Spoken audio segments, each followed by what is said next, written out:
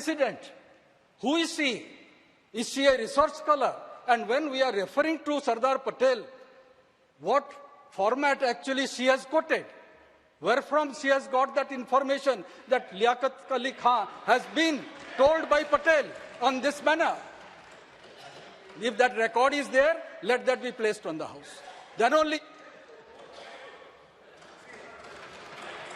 Your loyalty or allegiance to the ruling party must be appreciated. That is different issue.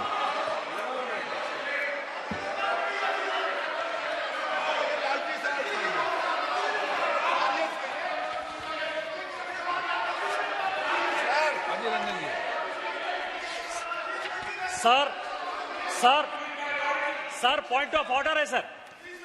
Speaker का direction 115, speaker का direction 115 sir. उसमें कोई member यदि गलत बात कह रहा है तो किसी मेंबर को अधिकार है उसको सुधारने का।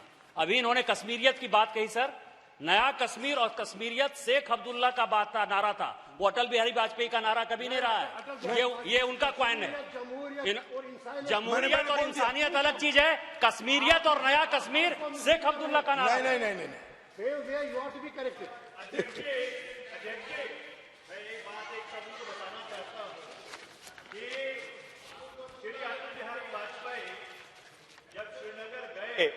अप्रैल 2023 में चुनाव हो गया था, वहां पे मुफ्ती मोहम्मद सईद की सरकार बन गई थी।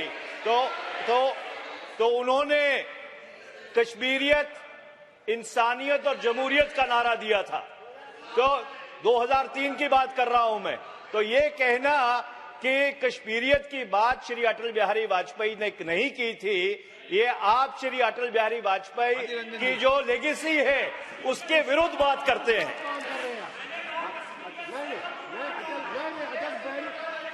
वो नया कश्मीर था, वो नया Kashmir. No, Adhir Ranjan ji. Sir Adhir Ranjan ji please. अरे रविशंकर प्रसाद जी, आप बहुत बड़ा कानून मंत्री है, भाई सब जानते हैं। मैं आपको और एक बात कहना चाहता है प्रसाद जी, रविशंकर प्रसाद जी, और एक बात, एक मिनट, और एक बात करना चाहते हैं। No, Adhir Ranjan ji please. Sir और एक बात करना चाहते हैं। सुनो। Former external affairs minister Jaswant Sinha said, हमारे पार्टी के तो नहीं थे। It was a mistake, but think also what would have happened if India had not, what if Pakistan had gone to the UN fast. मैंने नहीं कहा, जसवंत सिन्हा की ये बयान है। अच्छा देखिए, हरि सिंह के साथ स्टैंड स्टिल एग्रीमेंट पाकिस्तान ने किया था, हिंदुस्तान ने नहीं माना जवाहरलाल नेहरू की अगुवाई में। ये क्या गलत है? तो एक काम कीजिए, एक दिन हमारे गृह मंत्री अमित शाह जी राजी हो चुके हैं, दिन भर चलिए, नेहरू देश के लिए हानिकर है और आप देश के लिए कल्याणकारी हो, एक दिन भर। अब मैंने ऐसा कभी नहीं कहा कि नेहरू हानिकारक है। नेहरू हानिकारक है, ऐसा शब्द आप प्रयोग कर सकते हैं, हम नहीं कर सकते। आप नहीं, मैंने कभी ऐसा नहीं कहा कि नेहरू हानिकारक है, इस विषय पर चर्चा होनी चाहिए। मैंने यही कहा है कि कश्मीर समस्या का मूल कौन था और कैसे था, इसमें उस वक्त के सभी लोगों का रोल क्या था, इस पर चर्चा होनी चाहिए। और ये कह रहे नेहरू, हमारी बेंचेस से कोई नहीं कहता कि नेहरू हानिकारक थे, मगर अब यही कह रहे नेहरू हानिकारक थे, तो हम क्या कर सकते हैं? आप कह रहे हैं Nehru, Pandit Jawaharlal Nehru has been treated by you as a whipping boy to heap up all allegation upon his shoulder. This is the I mean ironical to note, ये पंडित नेहरू की चलते आज देश कहां से कहां आप पहुंचे। आइए ना एक दिन सदन में चर्चा किया जाए। हम लोग ये नहीं कहते कि सब कुछ हम कर दिए हैं, लेकिन सुनिए, spare your words, your action will speak for it. आइए आप, ये सारे कानूनी बात तो हो चुके हैं, मैं दोहराना नहीं चाहते। मैं ये कहना चाहते हैं कि कश्मीर में आप दावा करते हैं, गर्व से कहते हैं कि हम ग्रामीण चुनाव किए हैं, अर्बन चुनाव किए हैं, ये किए हैं, वो किए हैं। अगर इतना चुनाव कर दिए हैं तो विधानसभा चुनाव करने में दिक्कत क्या थी? एक के बाद एक आपको कानून लाने की क्या जरूरत थी? आप चाहते हैं कि आप जम्मू कश्मीर विधानसभा में आपका जीत निश्चित हो, इसलिए सारे ये कार्रवाई चल रहे हैं। इसको कहते हैं कि इलेक्टोरल जेरिमेंडरिंग। ये करते हैं अब इसलिए कि जम्मू कश्मीर चुनाव में जीत हासिल कर पाए। आप बताइए तो Amit Shah ji, as per a report by the Forum of Human Rights in Jammu Kashmir between 2019 and 2022, 71 CRPF troops lost their lives, doubling the toll from the preceding 4 years, 2014 to 18, during which 35 fatalities occurred. ये सही या गलत? Between April 2023 and November 2023, a total 23 army and security personnel have lost their lives. On 9th August 2023, the Ministry of Home Affairs reported to Rajya Sabha that between 2018 to 2020, Jammu and Kashmir experienced 761 terrorist incidents, which resulted in 174 civilian deaths. The highest number of attacks occurred in 2018. 228 attacks occurred, causing 40 civilian casualties. As per a reply in the Rajya Sabha, 99 security personnel were killed in Jammu and Kashmir between August 2019 and April 2022. In the preceding 5 years, 460 security personnel were killed. According to RTI reply, the number of terrorist incidents has only increased after the abrogation of Article 370, increasing from 151 incidents in 2014 to 191 incidents till August 2022. आप बताओ, मैं कोई गलत बोलते हैं? आप अपना जवाब में जरूर बताइएगा। मैं आपको आंकड़ा पेश कर सकते हैं। 2014 में नंबर ऑफ इंसिडेंट 151, 2018 में 417, 2020 244, 2020 till August 191. 40 Jawans were martyred in Pulwama attack in 2019. It was the deadliest attack on 3 decades, which according to ex-governor Satyapal Malik was avoidable and was due to the government incompetence. हमने कहा सत्यपाल मलिक तो governor थे, आप उनको नाकार तो नहीं सकते। इसके चलते बालाकोट भी हुए। अगर हम कोई सवाल पूछने का कोई दिलचस्पी हो तो तुरंत हमें एंटी नेशनल बढ़ा देते हो। लेकिन देखिए, जो जगजाहिर होते हैं उस बारे में तो चर्चा होगी। 1971 में इंदिरा गांधी जी की अगुवाई में हमारे जहांबाज फौजों ने पाकिस्तान को हराया था, बांग्लादेश को गठित करने में मदद की थी। 93,000 पाकिस्तानी फौजों को हिरासत में लिया था। उसके बाद शिमला एग्रीमेंट हुई, सब जग जाहिर है। लेकिन बालाकोट के बारे में अगर कुछ पूछा जाए तुरंत हम एंटी नेशनल बन जाते हैं। अरे हमारा जहांबाज फौजों पे पूरा भरोसा है और वो बालाकोट की चलते उस समय हमारे एयरक्राफ्ट, हमारे हेलीकॉप्टर, उसके साथ हमारे ऑफिसर, उनको भी शहादत लेने पड़ी। ये सब तो जग जाहिर है। तो सवाल अगर किया जाए, जानने की अगर कोई दिलचस्पी रहे तो गलत नहीं है। आप बताइए कि सत्यपाल मलिक ने जो कहे हैं वो गलत कहे हैं। Despite claims of reduced terrorist attack, information from the Ministry of Home Affairs reveals that between August 2019 and July 22, the region witnessed an average 3.26 terror attack casualties per month, compared to 2.8 fatalities per month in the nearly 5 years preceding the abrogation. Amit Shah ji, मैं recent घटना बता रहा हूं आपको, एकदम recent. Rajouri encounter बताइए, Anantnag encounter हुआ या नहीं, Kulgam terror attack, Rajouri attack, पूंछ अटैक।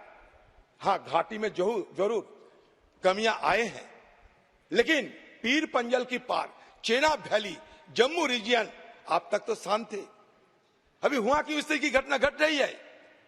आपने तो वादा किया था टेररिस्ट खत्म हो जाएगी, विकास होते रहेंगे, लेकिन ये क्यों हो रहे हैं? ये सवाल पूछना कोई अन्याय तो नहीं है। हम ये सवाल पूछते हैं, आपने वादा किया था कश्मीरी पंडितों के बारे में। देखिए, हमारे खिलाफ एक इल्जाम लगते हैं कि हमारे लिए कश्मीरी पंडित को घाटी छोड़ने को मजबूर होने पड़ी। अच्छा, ये तो आपको जानकारी जरूर होंगे कि वीपी सिंह की जमाने में आपकी समर्थन से वीपी सिंह सरकार बनाई थी। उस समय क्या ये विस्थापन मतलब कश्मीरी माइग्रेंट के पलायन नहीं होते थे? बताइए तो आप क्यों सारे इल्जाम हम पे लगाते हैं? हिस्टोरिकल पर्सपेक्टिव को देखना चाहिए आप लोगों को। अब हिस्टोरिकल पर्सपेक्टिव नहीं देखते हैं, ये सबसे गलती है आप लोगों की। सेफ्टी ऑफ कश्मीरी पंडित के मुद्दे पे आइए आप। Launch in 2008 the prime minister rehabilitation and return scheme offered government job to Kashmiri Pandits in order to facilitate their return to Kashmir. Over 6,000 Kashmiri Pandits have taken employment under this scheme and migrated to the valley. However, the targeted killings of individuals like Mahesh Bhatt and Rajini Bala in 2022 prompted many scheme beneficiaries to flee Jammu. Consequently, the JK administration issued orders to suspend the salaries.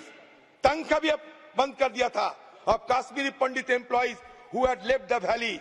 In February 2023, the administration issued a directive specifying that salaries would only be released for migrant Kashmiri Pandit employees who had resumed their duties in Kashmir. The government seems keen to avoid another exodus of Kashmiri Pandit under its watch, especially since it will tarnish the image of BJP as the party that ostensibly champions the cause of the Pandit. तो भयभीत की माहौल तो है, आप बचा नहीं पाते हैं, पलायन अभी भी जारी है, स्टाइपेंड आप नहीं देते हो, टारगेटेड किलिंग अभी भी होते हैं, लेकिन ये मानने के लिए आप बिल्कुल तैयार नहीं है। आपने क्या किया कश्मीर को? आपने कश्मीर को खाप पंचायत बना दिया। एक लेफ्टिनेंट गवर्नमेंट भेज दिए, उनके साथ कुछ ऑफिसर है जो मर्जी वही करते हैं। सारे क्षमता केंद्रित कर लिए हैं अपने। लगभग 6 साल गुजर चुके हैं, चुनाव नहीं हो रहे हैं। और चुनाव होने की मांग करना क्या अपराध है? हम तो चुनाव करने की मांग करते हैं आप लोगों से। कश्मीर की शांति बहाली हो, यही तो हमारा भी मांग है, लेकिन होता नहीं, इसलिए हमारे परेशानियां बढ़ रहे हैं। अगर आपको परेशानियां ना भी हो सकते, हमें भी परेशानियां होना वाजिब होते हैं, क्योंकि कश्मीर हमारा देश की एक क्राउन बनते हैं। आप इन्वेस्टमेंट की बात करते हैं, अभी रविशंकर प्रसाद इतने लाखों करोड़, काल मतलब दूसरे जितेंद्र सिंह बोलते रहे करोड़ों रुपया वहां इन्वेस्ट होते हैं। मैं बताता हूं, MHA data from December 22 shows that investment in JK fell 55% in 4 years. The abrogation year was the worst. As per MHA data, investment fell to rupees 376.76 crore in 2021-22 from 840.55 crore 2017-18. While LG has mentioned proposal worth 66,000 crore, in reality, the MOS home mentioned only 1547 crore worth of investment have been made in UT. In March 2023, MR invested 60 billion USD. This announcement comes after almost 4 years since the abrogation of Article 370 and is the only foreign investment to be announced so far. जहां होते हैं हम तो स्वीकार करते हैं, और जहां नहीं है वो भी आपको सुनना पड़ते, वो भी आपको सुनना चाहिए। आप एम्प्लॉयमेंट की बात आप बड़े जोर शोर से कर रहे हैं। As per the Kashmir Chamber of Commerce and Industry, economy suffered a loss of nearly 18,000 crore in 4 months after abrogation of Article 370. Jammu and Kashmir ranked 21 among 36 states on Ease of Doing Business Survey 2020. Despite the identification of 33,426 vacancies in the government of Jammu and Kashmir है sir हो गया. Only 25,450 vacancies have been filled in December 2020. This suggests that a significant number of positions remain unfilled. The government has failed to fulfill their promise of 50,000 jobs for Kashmiris in various government departments. A February 2023 in a reply to the parliamentary question shows that while vacancies are being identified and advertised, the process of filling these vacancies is not immediate. This could result in a time lag between vacancy identification. मैं इन सभी को कहना चाहता हूं कि अगर हमें पिछड़ा वर्ग के लोगों के प्रति जरा भी संवेदना है तो नाम के साथ उनका सम्मान जुड़ा है वो जरूर देखना. नाम के साथ सम्मान जुड़ा है वो वही लोग देख पाते हैं जो उनका उत्कर्ष अपने भाई समझकर, अपने से पीछे रह गए भाई समझकर संवेदना के साथ उंगली पकड़कर आगे बढ़ाना चाहते हैं. वो लोग इसका नाम नहीं समझ सकते जो इसका वोट बैंक के नाते उपयोग कर अच्छे लच्छेदार भाषण देकर राजनीति में वोट प्राप्त करने का जरिया और साधन समझते हैं. नरेंद्र मोदी जी ऐसे नेता हैं जो स्वयं एक गरीब से गरीब घर में जन्म लेकर आज देश के प्रधानमंत्री बने हैं. वो पिछड़ों का दर्द भी जानते हैं, वो गरीब का दर्द भी जानते हैं. और जब इनके आगे बढ़ाने की बात होती है तब कई बार तो मान्यवर मदद की जगह सम्मान के मायने बड़े होते हैं. मदद से ज्यादा व्यक्ति का सम्मान उसके सेल्फ कॉन्फिडेंस को, उसके आत्मविश्वास को और उसके गौरव को सम्मानित करता है, बढ़ाता है, जो उसके जीवन में आगे बढ़ने का कारण होता है. मैं इसलिए कह रहा हूं कि ढेर सारे सदस्यों के भाषण मैंने सुने भी है, पढ़े भी है मेरी चैम्बर में. ये भाव सिर्फ नाम बदलने से क्या होता है वो समझाने के लिए मैं कह रहा हूं. मान्यवर, आज जो बिल लेकर आया हूं, ये बिल के बारे में मैं थोड़ी पृष्ठभूमि भी बताना चाहता हूं. जम्मू कश्मीर में हम सब जानते हैं जब महाराजा हरि सिंह जी ने भारतीय संघ के साथ इनके विलय का निर्णय किया, उस वक्त से लेकर अब तक कई सारे उतार चढ़ाव हुए. 80 के दशक के बाद आतंकवाद का एक दौर भी आया और वो बड़ा भयावह दृश्य था. पीढ़ियों से, सदियों से जो लोग अपनी भूमि पर रहते थे, अपना देश समझकर रहते थे, अपनी जन्मभूमि समझकर रहते थे, वो मूल समेत उखड़ गए मानो. और किसी ने इनकी केयर नहीं करी, इनकी चिंता भी नहीं करी, ना इसको रोकने का प्रयास किया. और कई बार तो मान्यवर रोकने की जिनकी जिम्मेदारी थी वो इंग्लैंड में वैकेशन कर रहे हैं. मैं नाम देना नहीं चाहता. और फिर कहते हमने कुर्बानी दी. आपकी कुर्बानी आंख माथों पर अगर दी है तो, मगर सटीक काम और सटीक उपाय और शक्ति के साथ वोट बैंक की राजनीति के बगैर उस वक्त उसको आतंकवाद को उगता हुआ खत्म करते तो आज उनको अपना प्रदेश छोड़ने की जरूरत ही नहीं पड़ती, ना मुझे बिल लेकर आज सदन के सामने आना पड़ता. मान्यवर, जब ये विस्थापित हुए तब देश के अन्य हिस्सों में, अपने ही देश में शरणार्थी बनकर उनको जाना पड़ा. दिल्ली, बेंगलुरु, पुणे, अहमदाबाद, चेन्नई, न जाने कहां कहां गए. लगभग वर्तमान के आंकड़ों के अनुसार 46,631 परिवार और 1,57,967 लोग अपने ही देश में विस्थापित हो गए. और इस तरह से विस्थापित हुए कि उनकी जड़ें ही अपने खुद के देश से, अपने खुद के प्रदेश से, अपने खुद के वतन से उखड़ कर रह गई. ये बिल उनको अधिकार देने का है, ये बिल उनको प्रतिनिधित्व देने का है. मान्यवर, कश्मीर के लिए एक प्रकार से 3 युद्ध हुए. 47 में पाकिस्तान ने कबालियों के नाम से आक्रमण किया। इसमें लगभग 31,779 परिवार पाक अधिकृत जम्मू कश्मीर से जम्मू कश्मीर में विस्थापित हुए।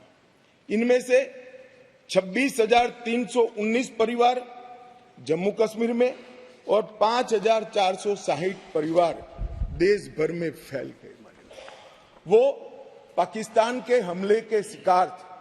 इसके अतिरिक्त 1965 और 1971 में भी युद्ध हुए, उसमें और 10,065 परिवार विस्थापित हुए और कुल मिलाकर 48, 65 और 71 ये तीनों युद्धों में मान्यवर 41,844 परिवार विस्थापित हुए।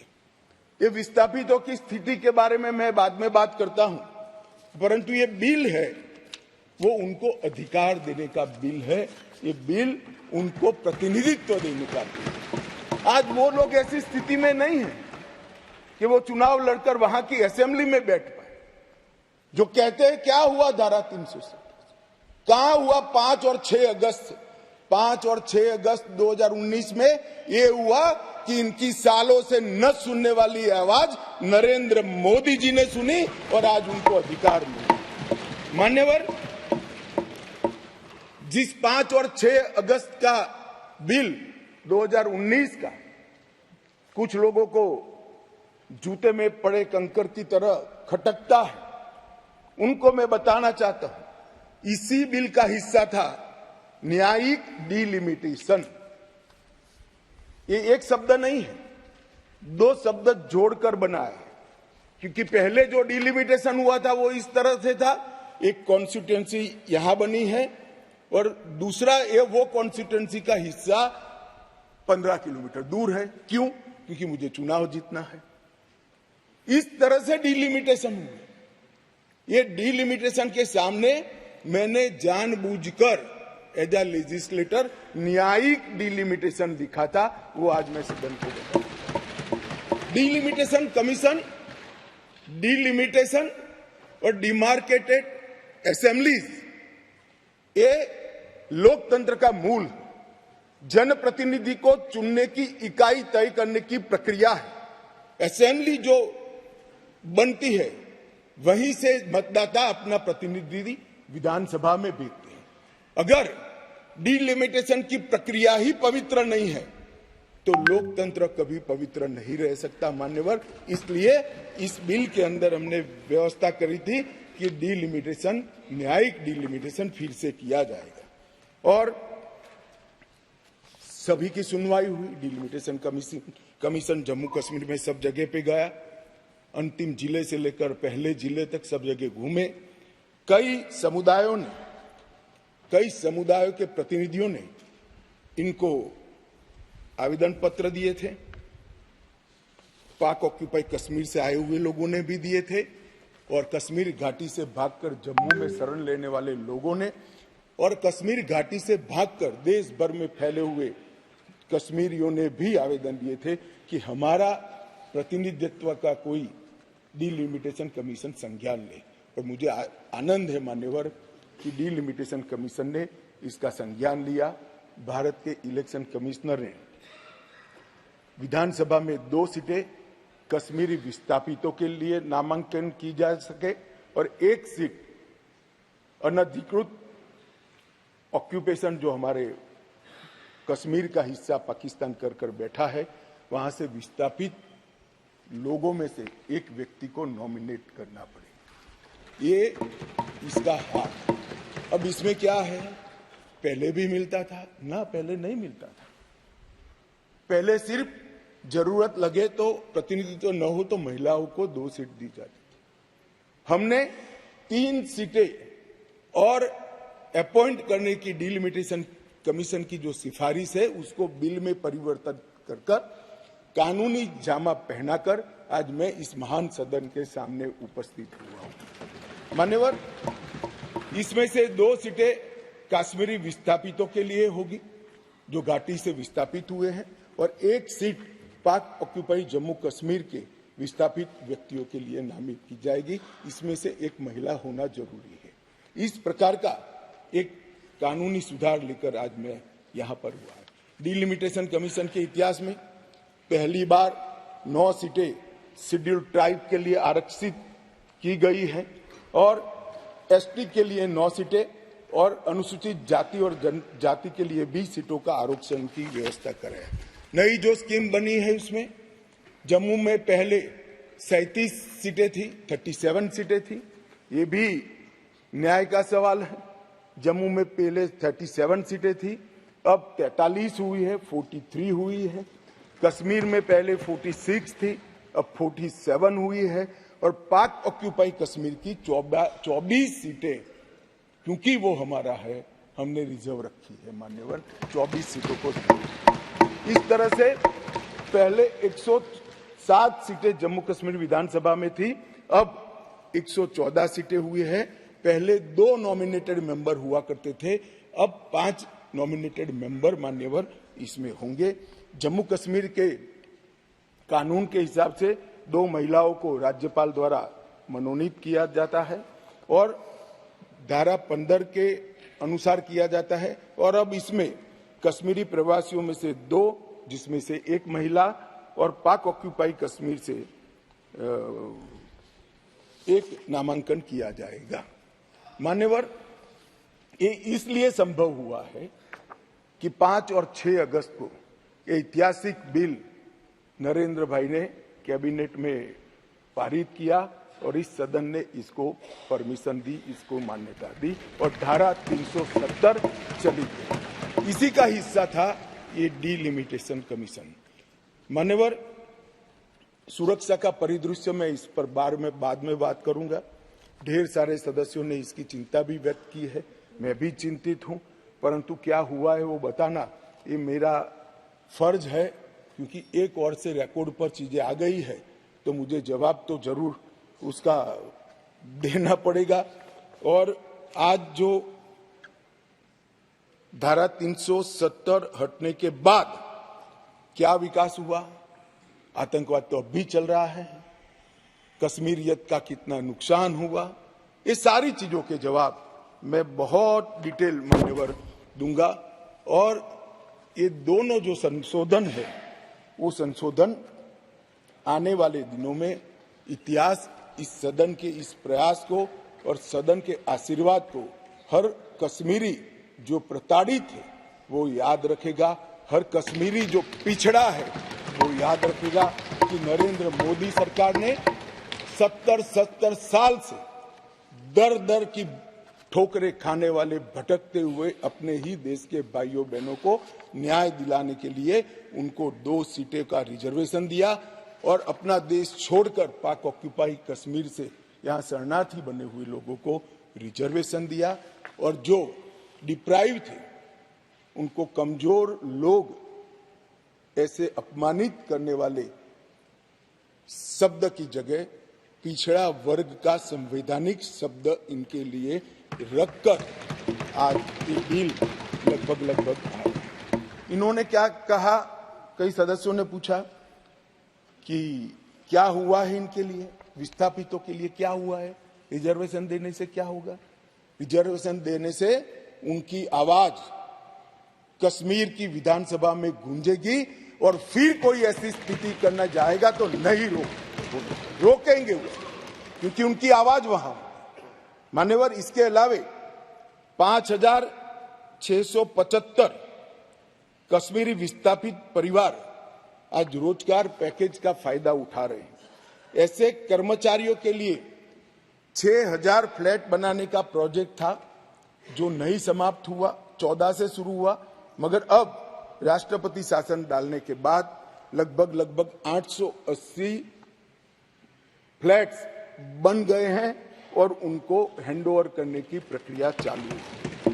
इनकी ऑनलाइन शिकायत लेकर इसके निवारण का पोर्टल भी मान्यवर शुरू कर दिया गया है। और एक बहुत महत्वपूर्ण कानून, जो लोग कहते हैं, मैं कश्मीर के जो सांसद बैठे हैं उनको विशेष रूप से कहना चाहता हूं, क्या हुआ जो कहते हैं इनको बताना चाहता हूं। मान्यवर, जब आतंकवाद चालू हुआ, निशाना बनाकर सबको भगाना शुरू हुआ, घड़ियाली आंसू बहाने वाले तो मैंने बहुत देखे, शब्दों से अच्छे तरीके से सांत्वना देने वाले मैंने बहुत नेता देखे हैं, मगर नरेंद्र मोदी एकमात्र व्यक्ति ऐसा है जिन्होंने इनके आंसू साच अर्थ में पोंछने का काम किया। मान्यवर, उनकी पीड़ा का हम कल्पना नहीं कर सकते, जो करोड़ों रुपए का प्रॉपर्टी वहां छोड़कर जान बचाने के लिए कहीं बेंगलुरु, कहीं अहमदाबाद, कहीं दिल्ली, कहीं जम्मू में जाकर कैंप में रहे हैं, अपने स्तर से बहुत नीचे जीवन जी रहे हैं। इनकी पीड़ा की कल्पना हम नहीं कर सकते बाकी के देश के हिस्से में रहकर, मगर जब वहां से भागे वो, करोड़ों रुपए की संपत्ति किसी ने कब्जा ली। कब्जा लेने के बाद कहा कि अब तुझे कुछ नहीं मिलेगा, मैं जो देता हूं वो ले लो। औने पौने दाम में करोड़ों रुपए की संपत्ति एक प्रकार से छीन ली गई और प्रशासन चुपचाप बैठा, कोई कदम नहीं उठाए। और मान्यवर, हमने इसका रास्ता ढूंढा, नया कानून बनाया और वो रिट्रोस्पेक्टिव इफेक्ट से उनको वापस देने का काम भारतीय जनता पार्टी की नरेंद्र मोदी सरकार। ये पूछते हैं क्या हुआ था वो भी बताया और अब क्या हुआ वो भी बताया। और बहुत बोले हो, धैर्य रखना सुनने का, आज जरा धैर्य रखकर सुनना। और मेरा निवेदन है, जितने बैठे कम ही बैठे हैं, चले न जाए। मान्यवर, अधिवास प्रमाण पत्र लगभग 1.6 लाख लोगों को अधिवास प्रमाण पत्र देने का काम ये भारतीय जनता पार्टी की सरकार ने। नरेंद्र मोदी जी के प्रधानमंत्री बनने के बाद प्रति व्यक्ति 3250 रुपया और अधिकतम सीमा परिवार में 13,000 रुपया कैश डॉल दिया जाता है इन लोगों को। प्रति व्यक्ति 9 किलो चावल, 2 किलो आटा और 1 किलो मासिक चीनी देने का काम हमारी सरकार करती है माननीय। और पाक ऑक्यूपाई कश्मीर से जो लोग आए थे उनको एक मुश्त 5.5 लाख रुपया एक साथ देने का काम ये नरेंद्र मोदी। जो लोग कहते थे कि क्या हुआ, आप तो मूल से ही कटे हो साहब, मूल के साथ संपर्क ही नहीं, कैसे मालूम पड़ेगा बदलाव क्या हुआ। इंग्लैंड में वैकेशन कर जम्मू कश्मीर के बदलाव का अनुभव नहीं कर सकते हो। मान्यवर, हमने दादा बैठो। आपको नहीं कह रहा हूं दादा, बैठ जाइए। आप कहां कश्मीरी हो?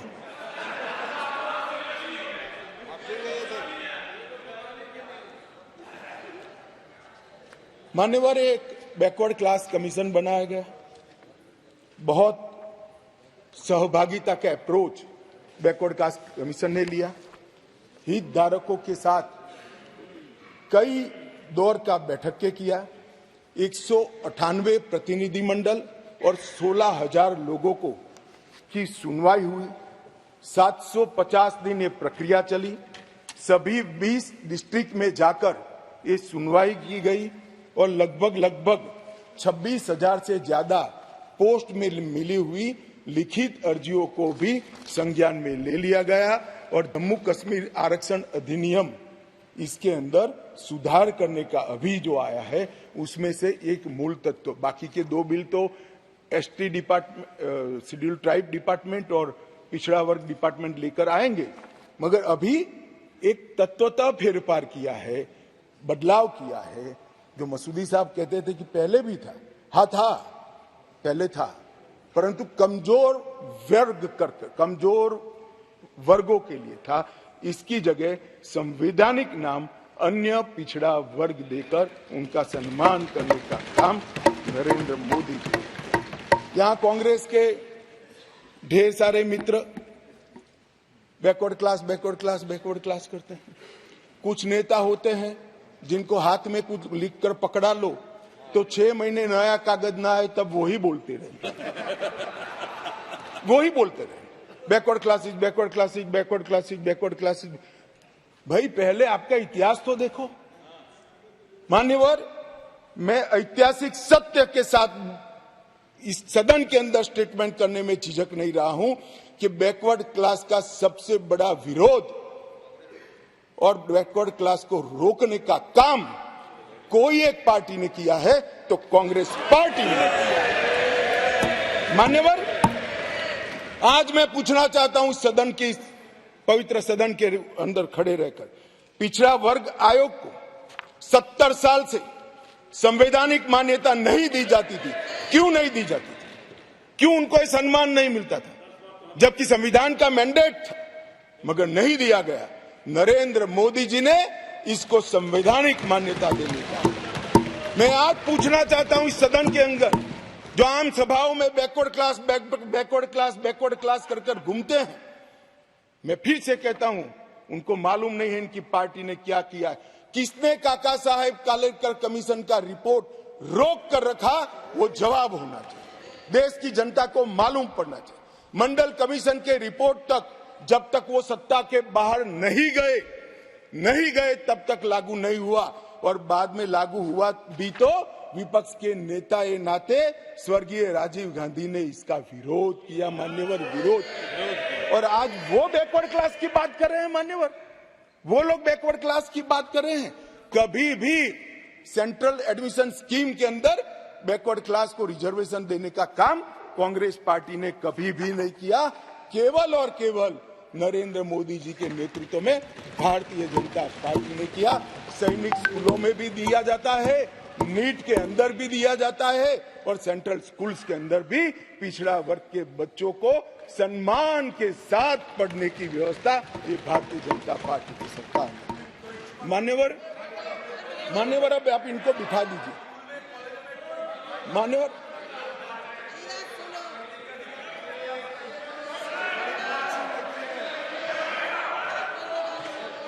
मान्यवर, अब तक डिप्राइव लोगों की बात करते, अब तक ईडब्ल्यूएस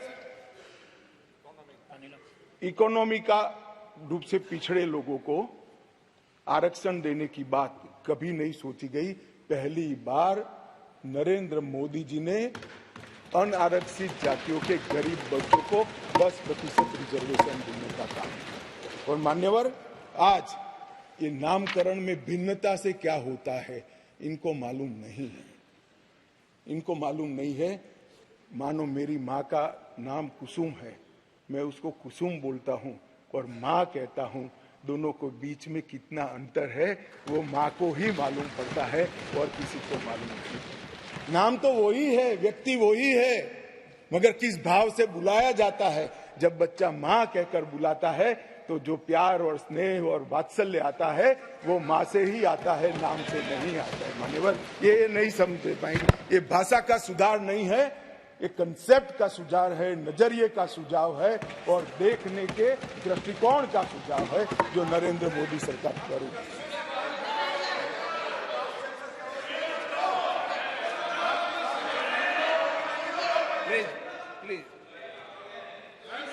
अरे यार अधीर रंजन, मैं एक बात कहता था कि एक नेता लिखा हुआ पढ़ते ही रहते पढ़ते, तुम भी वो स्क्रिप्ट पढ़ने लगे यार। ऐसा मत करो यार। अधीर